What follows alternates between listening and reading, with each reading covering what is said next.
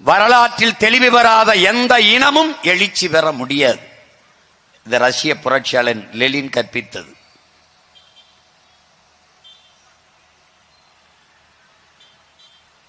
வரலாற்றை படிக்காதவன் வரலாற்றை படைக்க முடியாது. இதுதான் அம்பேத்கருடைய கூற்று.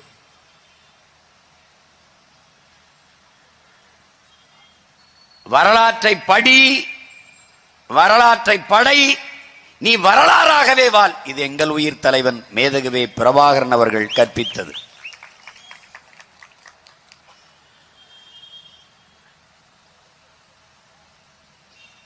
வரலாறு என்பது கடந்த கால செய்திகளை சேமித்து வைக்கிற ஏடு அல்ல, ஒரு நோட்டு புத்தகம் அல்ல.